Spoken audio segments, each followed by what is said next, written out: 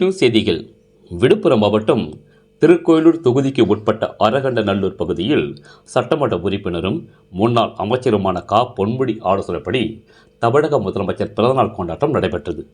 இந்த நிகழ்ச்சியில் சிறப்பு அழைப்பாளராக அரகண்டநல்லூர் பேரூராட்சி தலைவர் ராயல் அன்பு கலந்து கொண்டு சுமார் 500 பேருக்கு அன்னதானம் வழங்கினார். இதில் கட்சி நிர்வாகிகள், பொதுமக்கள் உடன் இருந்தனர். ரேட் நியூஸ் தமிழ் செய்திக்காக திருக்கோயிலூர் செய்தியாளர் முத்துக்குமரன்.